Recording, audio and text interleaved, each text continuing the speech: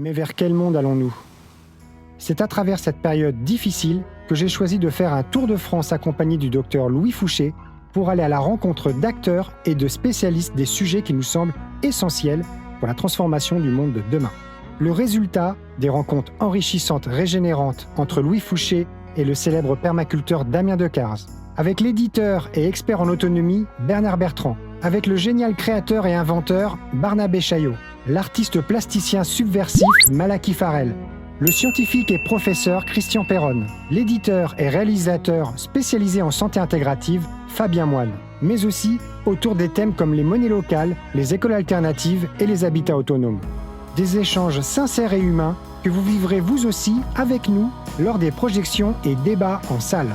Construisons ensemble un monde plus juste, tourné vers le vivant, tous résistants dans l'âme pour éclairer ensemble le monde de demain. Stéphane Chatré, bonsoir. Louis Fouché, bonsoir. Bonsoir. Bonjour Boris, merci beaucoup de nous donner la parole. Avec joie, c'est une très belle rencontre. Et merci pour ce beau film. Avec plaisir. Aujourd'hui à Fréjus, au Cinéma Le Box, nous avons eu l'occasion de visionner votre premier long métrage, Tous résistants dans l'âme. Alors ce film nous emmène à travers toute la France à la rencontre de 25 personnes qui ont choisi, par leur activité professionnelle ou associative, d'être à la marge et de proposer un monde meilleur. On parle dans ce film beaucoup d'autonomie. Alors ce que je me demande, c'est à quel point est-ce qu'on peut prétendre à l'autonomie lorsque, par exemple, on accepte certaines subventions de l'État ou de la Commission européenne. Est-ce qu'on doit quand même faire des concessions ou pas face à... Ouais, peut-être on peut faire première mise au point. Il y a une grande différence entre l'autarcie et l'autonomie. L'autarcie serait la volonté d'être tout seul dans son phalanstère, le monde idéal, bien protégé des autres qui seraient dangereux. Pour moi, c'est une illusion, c'est un rêve fou. Et il y a des gens qui ont essayé de partir au fin fond du Larzac, mais en général, il y a un retour d'élastique bien violent, quoi. Et le pouvoir vient les reprendre pour les remettre dans la société.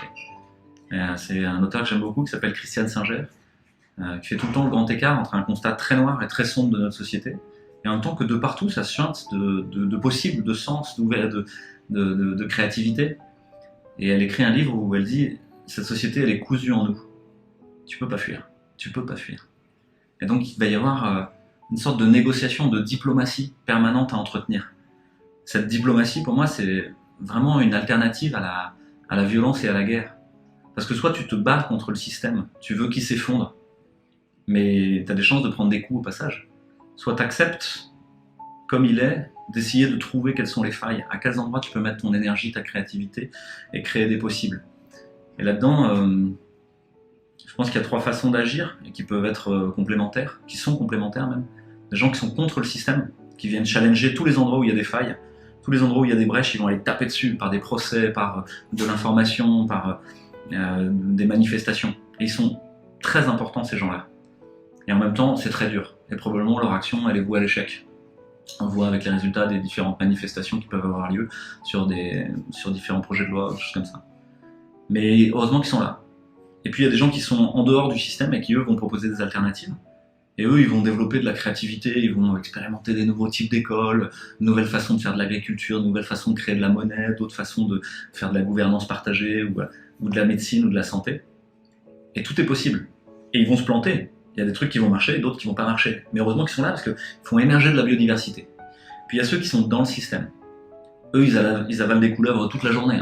Ils sont à l'éducation nationale, ils sont au ministère de la Santé, dans les hôpitaux, dans les ARS, ils sont dans toutes nos institutions mourantes. Et ils passent leur vie à se dire « mais ça va pas, quoi, ça va pas ». Là, eux, aux endroits où ceux qui étaient contre vont ouvrir des brèches, ils vont pouvoir mettre des idées qui ont été créées par ceux qui étaient à côté et qui proposent des alternatives et les faire monter en volume, leur permettre de changer d'échelle. Et donc ils sont nécessaires aussi, parce que le jour où tu as un administratif qui décide que d'un coup tout le département passe en bio pour les cantines scolaires, ben ça se passe, quoi. Peut-être qu'au départ c'était une qui avait expérimenté, qui avait montré que c'était possible de le faire en circuit court avec des agriculteurs locaux, mais qu'on aura aussi besoin de celui qui a le poste de décision quelque part à la communauté de communes ou je sais pas quoi, qui va faire que d'un coup ça va grossir. Donc moi je suis un peu dans une idée que de non-dualité. Il ne s'agit pas d'être contre ou pour, il s'agit d'être avec le système et de danser avec lui. Ça ne veut pas dire que ce sera facile, ça ne veut pas dire qu'il n'y aura pas des confrontations, qu'il n'y aura pas des frictions, il y en aura en permanence.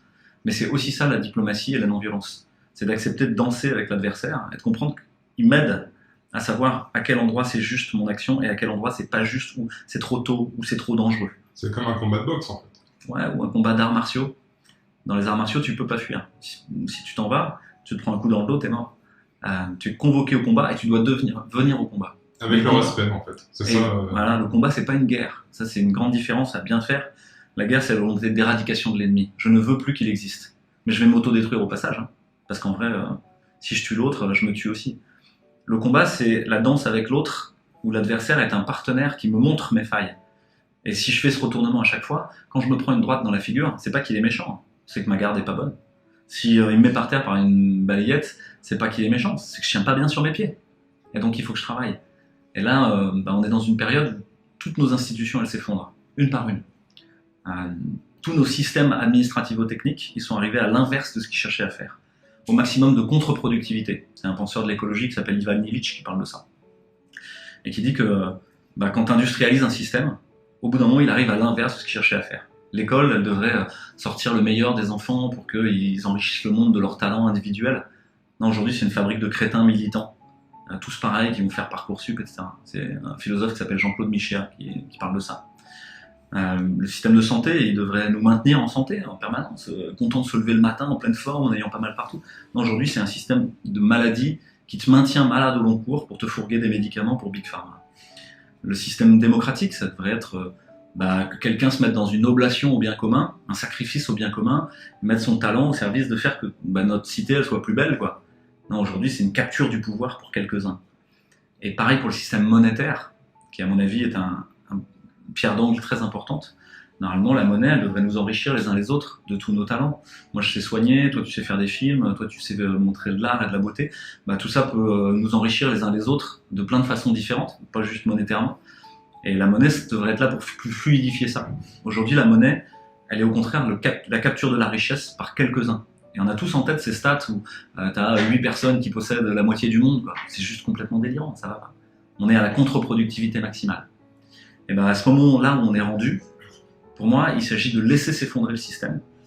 Et par contre, de reprendre les morceaux qui sont chouettes, dont on a besoin, parce qu'il y a plein de belles choses dans le système de santé, dans le système scolaire, dans le système monétaire. Reprendre ces morceaux-là et rebâtir une bulle de cohérence ensemble.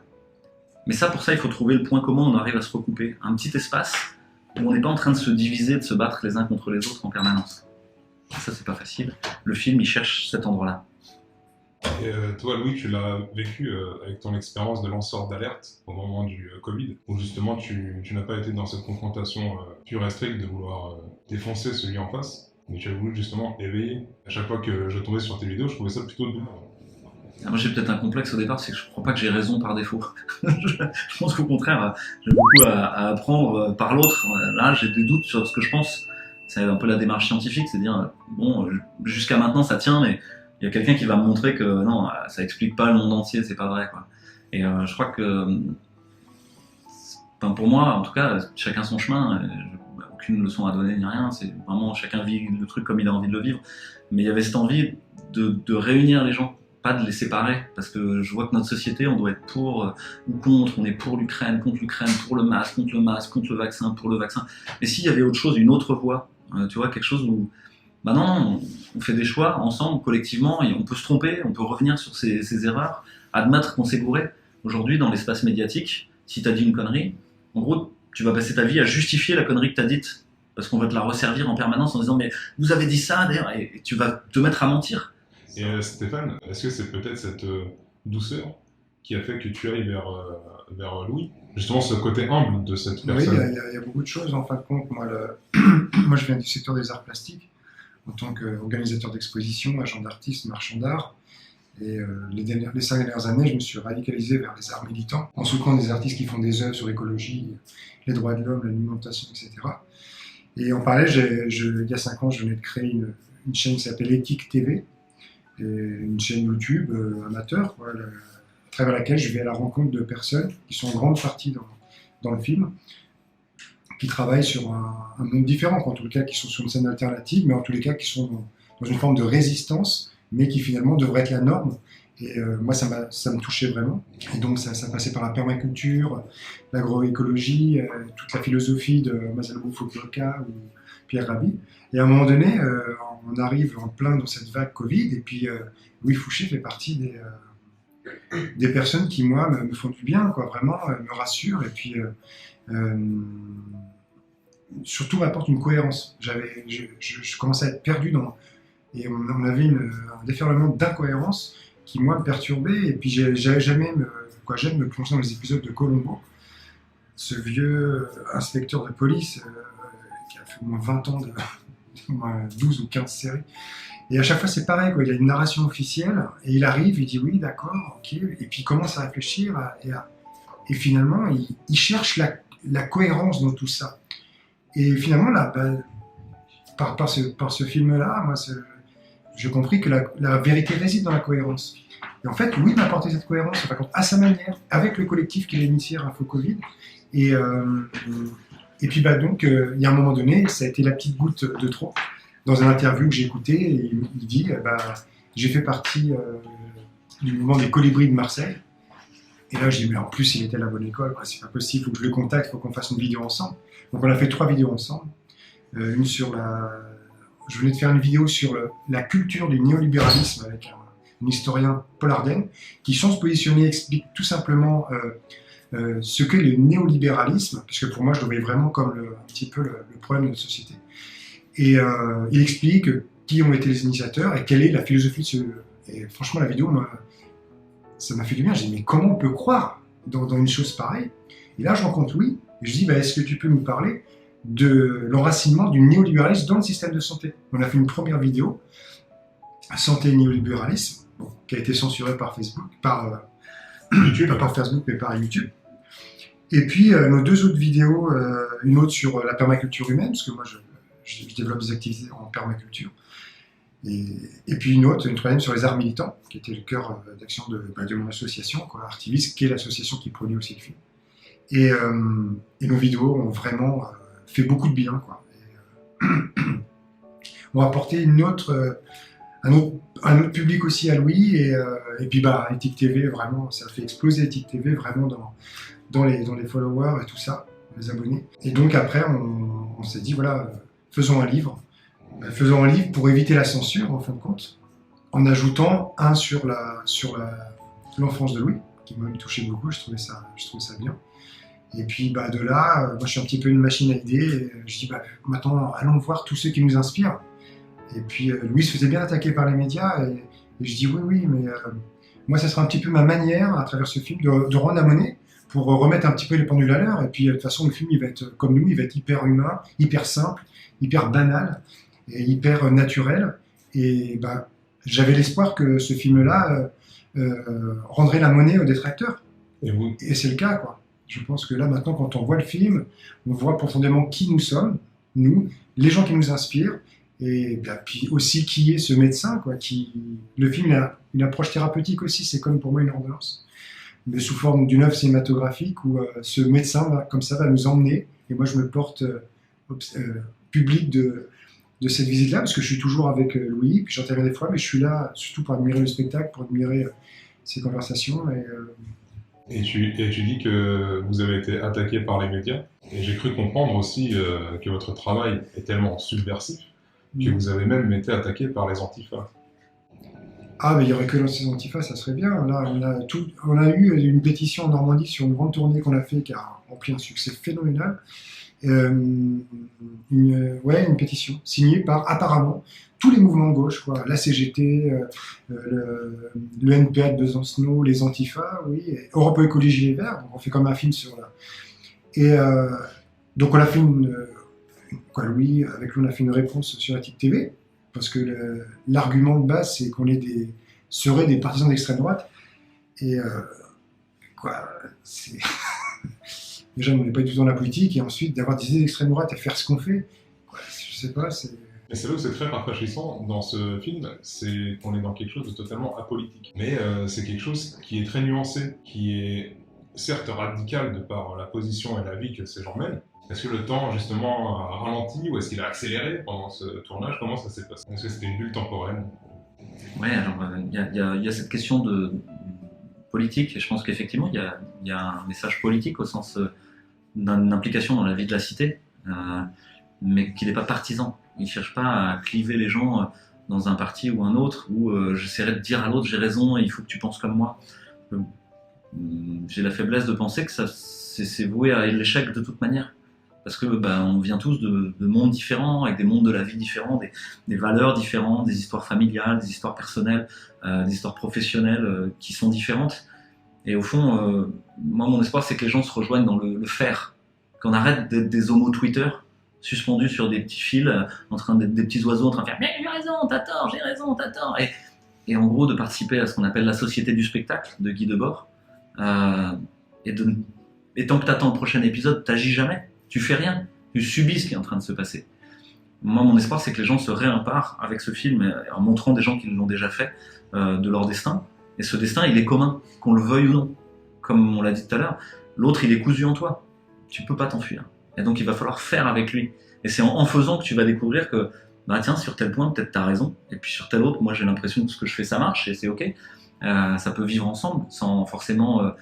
ça va frotter, c'est sûr. Hein. J'ai pas dit que c'était facile. Il y a le PFH, le putain de facteur humain, tu sais, qu'il faut transformer en précieux facteur humain. Et ça, c'est, pour moi, c'est le défi. C'est d'arriver à transformer tout ça en un précieux facteur humain. Et ça va pas de soi. Vraiment, c'est pas plus simple que ça. Mais bon, ça pourrait être anecdotique, cette histoire de gens qui essayent d'empêcher la diffusion du film. Et en même temps, ça veut dire que ce message-là, il est subversif. Parce qu'il va faire voler en éclats les appartenances antérieures. Ça veut dire que tout ce comment était structurée notre société, au fond, les gens veulent s'y accrocher. Et on peut comprendre. Moi, je veux dire que les gens ils disent ça c'est mon parti, je suis de gauche, je suis de droite, je suis de je sais pas quoi. Mais c'est parce qu'ils se sont pas individués. Ils ont mis sur leurs épaules une cape, un drapeau, en disant je suis Charlie, je suis Ukraine, je suis je sais pas quoi. Non. Toutes ces causes, elles ont peut-être un sens. Je veux dire, c'est pas ça que je critique. C'est juste tu n'es pas ça. Tu es toi. Et après, il y a des engagements qu'on peut avoir, pourquoi pas. Mais voilà, il faut pas se diluer dans un engagement en pensant que ça va pouvoir composer une vie et tisser une cohérence. C'est pas vrai. Donc, en ce sens, je pense que ce qu'on fait est effectivement subversif politiquement. Mais voilà. Après, sur la question du temps, depuis 3 ans, je pense qu'on est assez nombreux à avoir chopé quelques mèches grises, perdu quelques plumes, un peu comme ça, quoi. Et quoi qu'on pense de tout ce qui s'est passé, je veux dire, on a globalement morflé. Parce que, effectivement, il s'est condensé une quantité de phénomènes, de choses pendant ces 3 ans, proprement faramineuses. C'est-à-dire, tu as cité un peu des choses qu'on a faites, des bouquins, des films, des œuvres d'art, tout un travail culturel, tout un travail scientifique, tout un travail de collectif et de cohérence collective. Moi, j'aurais jamais pu faire ça s'il n'y avait pas la crise. Donc, ça veut dire que la crise, elle est venue mettre au pied du mur et dilater le temps. Et c'est exactement ce qui se passe dans l'espace martial des arts martiaux aussi. C'est que le temps se dilate. Quand tu es face à face avec quelqu'un, cet espace-là, il va prendre une telle densité que tu vas pouvoir placer une prise, quelque chose que tu pensais même pas que tu étais capable de le faire. Et pour autant, d'un coup, c'est comme si tu étais en slow motion au cinéma, tu vois. Il va pouvoir se caler plein d'autres choses. Et ça, c'est un phénomène que j'ai constaté simplement. Je peux juste pas te l'expliquer, je peux juste te dire, je l'ai vécu, que dans ces 3 ans, il y a une quantité de choses qui sont advenues à notre société qui montrent qu'on peut être très très actif et changer les choses de manière très, très profonde en assez peu de temps. Et pour moi, c'est très rassurant. C'est-à-dire, ouais, c'est ça la vie dense. Il y a beaucoup de gens qui me demandent, t'as perdu ton boulot et tout, qu'est-ce que tu fais? Je donnerais pas de place en vrai, parce que là, c'est l'aventure tous les jours. Et ça, à la fin, même si on meurt demain, peut-être qu'on aura bien vécu, quoi. Alors que j'aurais pu peut-être faire de la réa pendant encore 20 ans, faire mes gardes, aller à la retraite, avoir ma baraque, ma piscine, ma grosse bagnole. Ouais, bon. Ouais, tu connais peut-être le chien et le loup de La Fontaine, quoi. Moi, j'ai une faiblesse pour le loup, même s'il est pelé, il a la peau sur les os. Tu parles de ça à un moment donné dans le film, lorsque tu parles de la République grecque. Ouais, alors je me souviens plus de ce moment-là Ouais. exactement, mais effectivement, les seuls qu'on pas voit au chapitre, c'est quand on parle de la monnaie dans le film, effectivement, avec tout un groupe avec lequel on s'est mis, qui s'appelle Prenez Place. Et on a pris un petit morceau là, mais parce que c'est difficile de tout aborder dans le film. Hein. On pourrait parler de la June, de l'Oshko, des monnaies locales, des cryptos, du bitcoin, de l'euro, du yuan, etc., de l'or, du bimétallisme, des monnaies fondantes. Enfin bref, c'est un énorme sujet en vrai. Donc là, juste, on essaye d'amener l'attention des auditeurs à se poser la question, mais c'est quoi la monnaie en fait? C'est quoi ce truc bizarre qu'on a tous dans la poche, hein, pour lequel il y a beaucoup de gens, ils passent leur vie à ça, à mettre du pognon sur leur compte. Mais pourquoi? C'est quoi ce truc? Et bah, je pense qu'on doit s'y réintéresser parce que c'est un système technique, c'est un outil. Comme le marteau est un outil, tu vois. Et ce marteau, on peut en faire quelque chose de chouette, façonner ensemble quelque chose, c'est un outil commun, au service du bien commun, ou alors c'est un outil d'asservissement, je te casse la tête si tu fais pas ce que je te dis. La monnaie, c'est pareil. Est-ce que c'est au centre, c'est un commun, ou est-ce que c'est un outil d'asservissement dans les mains de quelques-uns?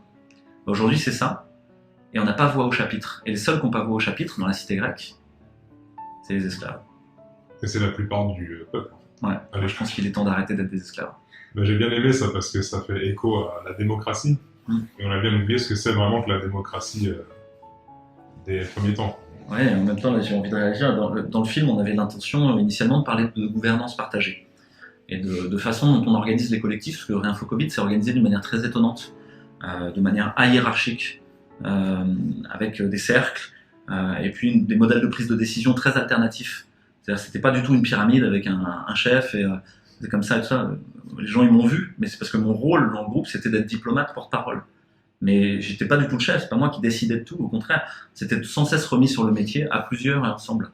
Et ça, on l'a expérimenté que ça marchait. C'est quelque chose qui laissait la place au talent de chacun et que si on arrivait à se parler, il y a eu des conflits, hein, je veux dire, et à traverser les conflits, on arrivait à faire une œuvre commune très dense qui vraiment change le monde. Et bah, moi, c'est mon espoir, c'est que là, tout ce qui nous arrive, la crise démocratique dans laquelle on est prise, et qui est très importante, bah, elle nous pousse à nous remettre en mouvement et à recommencer à essayer de faire une gouvernance partagée. Alors, c'est en creux dans le film, et là, dans la salle, il y a plein de collectifs qui sont là. Et je peux te dire que eux, ils expérimentent le PFH, hein, parce que dès que tu vas mettre des humains ensemble, bah, tu vas avoir un pervers narcissique qui va vouloir prendre tout pouvoir ou tout le pognon. Tu vas avoir quelqu'un qui a peur de tout et qui veut pas que ça avance. Ouais, c'est comme ça. Et donc, il va falloir traverser ça. Alors justement, est-ce que vous pouvez nous donner votre avis sur la différence entre la peur et la prudence? Moi, j'ai jamais vraiment eu peur et j'ai toujours eu besoin de me mettre en danger en fin de compte pour faire des choses. Et je pense que c'est ce qui m'a permis de. Moi, je suis passé par 6 secteurs d'activité en 30 ans et à la base, je suis électricien de bâtiment, quoi. Mais je faisais de la bande dessinée depuis tout petit et après, je passe dans l'hôtellerie, après, je passais dans la communication, dans la création de sites web, dans les arts plastiques, dans la permaculture aujourd'hui. Alors, par contre, j'ai jamais vraiment eu d'étiquette et c'est très bien parce que je trouve que c'est à la frontière des disciplines qu'on apprend le plus. Et moi, j'ai vraiment pas peur, dans la vie. Je n'ai même pas peur de la mort, j'ai pas peur de grand-chose, mais je manque un peu de prudence. Mais en même temps, c'est aussi ce qui a fait que j'ai pu faire plein de choses. Parce que là, ce film-là, finalement...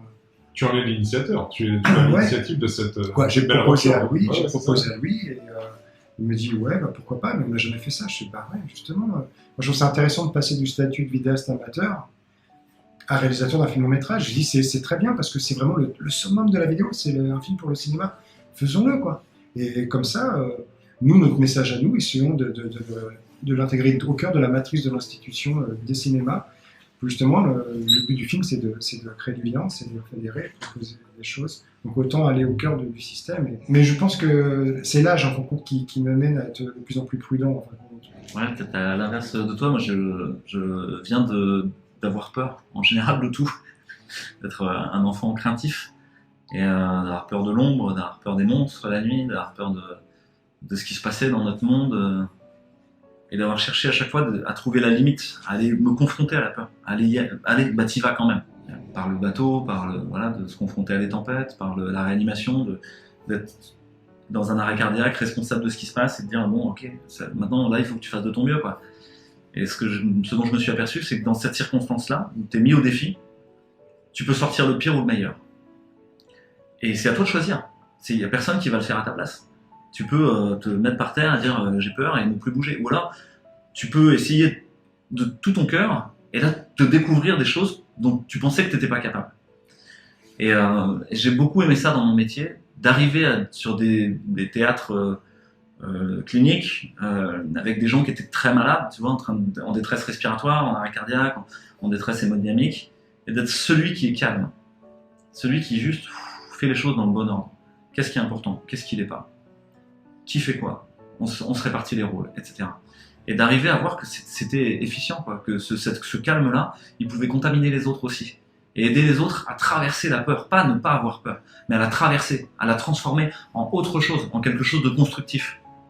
Et donc, petit à petit, je me réconciliais avec la peur, parce que je cherchais à lutter contre, alors que maintenant, je me dis qu'elle est là pour des bonnes raisons, pour nous aider à trouver les limites, à trouver les warnings, à voir à quels endroits... Et aujourd'hui, j'aime bien cette notion de prudence, qui pour moi vient de Aristote et de ce qu'on appelle la phronésis. La phronésis, chez Aristote, c'est une valeur qui est l'intelligence du courage. C'est-à-dire, t'as pas peur, mais tu vas pas non plus être un fou furieux dans l'audace où tu vas tout casser autour. Non, tu vas essayer d'avoir une sagesse contextuelle. En fonction du truc, est-ce que tu peux y aller ou est-ce que tu peux pas? Je pourrais expliquer ça autrement. Tu peux te jeter à l'eau comme ça sans regarder quelle est la température, ouais.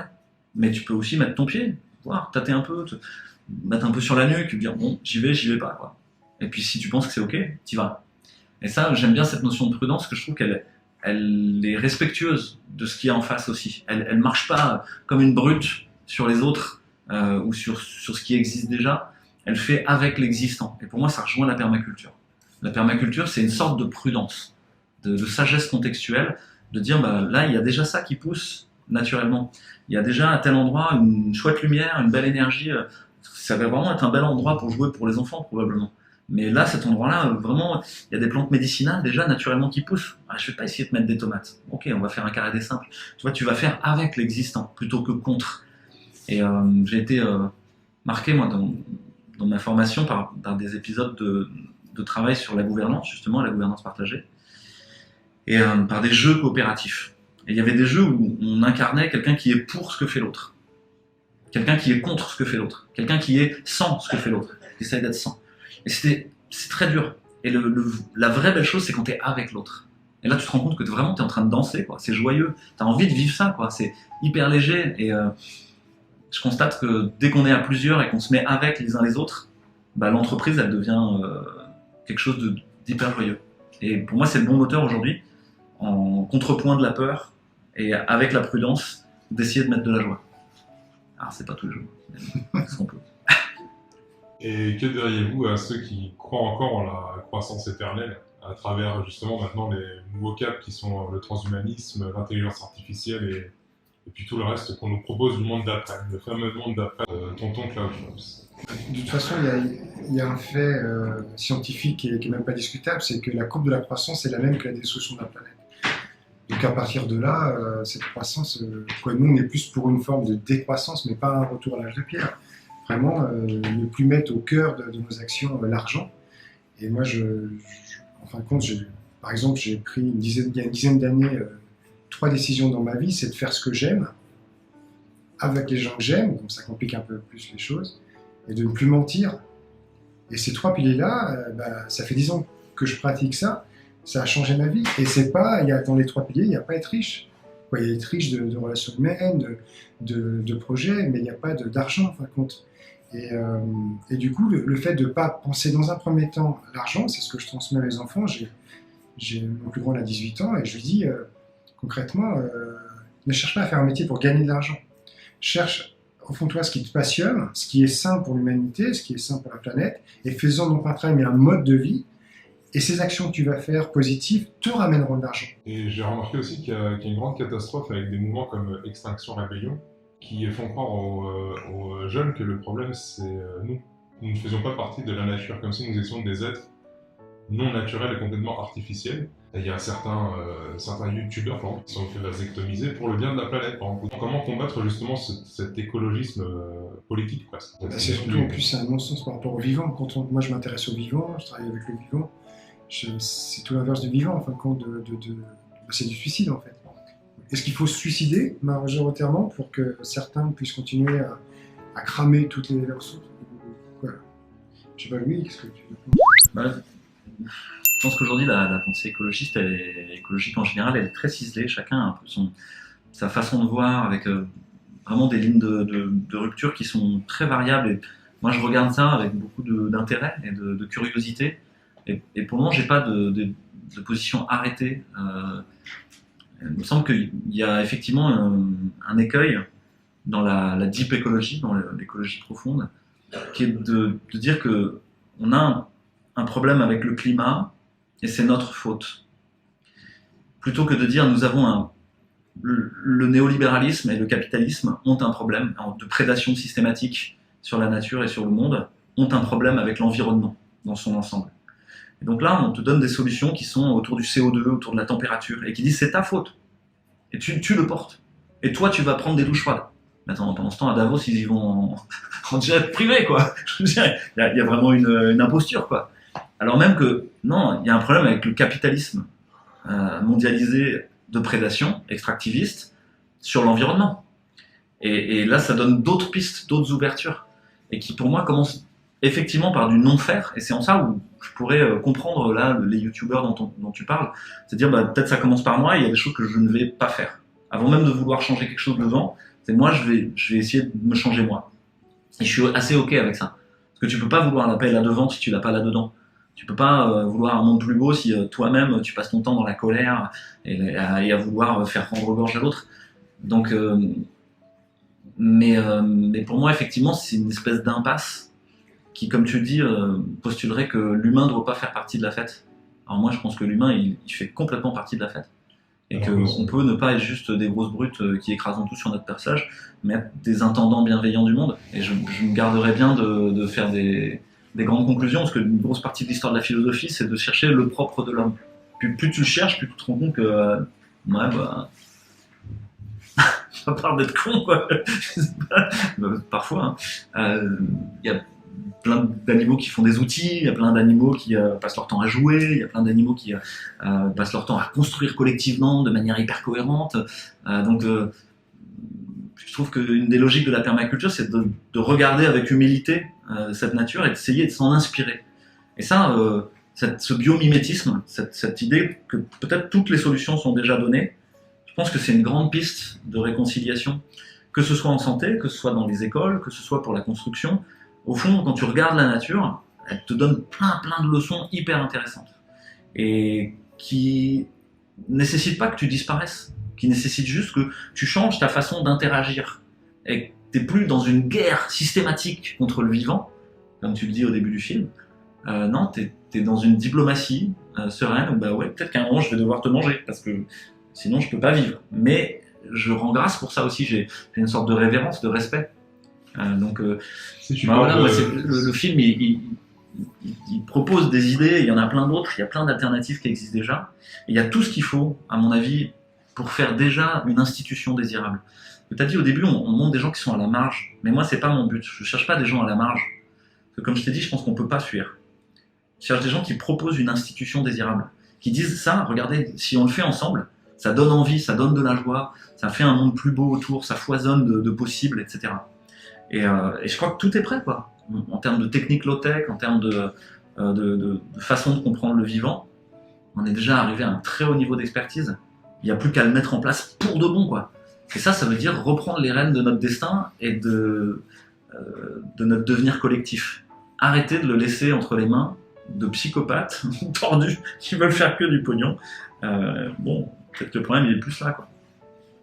Ouais, j'avais fait une prescription pendant le Covid, c'est en tant que tout bip, signer un truc, il faut faire ça une fois de temps en temps. Elle dit éteignez la télé, quoi. Éteignez votre téléphone portable, sauf pour appeler les gens que vous aimez ou pour faire des œuvres d'art. Prenez soin de la nature, prenez soin des autres et de vous-même d'abord, avant même de vouloir prendre soin des autres, déjà de vous. Et puis partagez vos pépites, c'est les éthiques de la permaculture, ça. Et je pense que si on part avec ça comme bagage, notre action elle est de plus en plus juste et notre non-action elle est de plus en plus juste aussi. Parce que par le boycott et le non-agir collectif, on peut déjà changer énormément de choses. Là on est beaucoup sur la promotion, la diffusion du film dans les salles. Ensuite, on a beaucoup de demandes aussi pour tout ce qui sera projection privée. Et puis, on a aussi le lancement du DVD, et la VOD, il va y avoir beaucoup de choses. Et là, on travaille sur un projet autour de Tous résistants dans l'âme qui serait plus un projet participatif à grande échelle. Donc, il y a plein de choses qui se dessinent et qui arriveront. Il suffit juste de suivre sur le Telegram Tous résistants dans l'âme ou sur le Facebook, sur le site internet tousrésistantdanslame.fr et on diffusera tout ce qui va se passer. Voilà. Et en tous les cas, moi, pour conclure, j'aime bien cette citation de Gandhi qui dit « Sois le monde que tu veux pour demain ». Et c'est simple, en quelques mots, là, ok, il y a beaucoup de choses qui ne vont pas, mais le fait de passer à l'action, de se mettre en mouvement, on change tous le monde, ne serait-ce que nous, ça paraît énorme, un film long métrage, mais d'aider une personne, etc., on est tous des petits colibris, et tous ensemble, on peut vraiment faire beaucoup de choses. Merci beaucoup. Avec plaisir.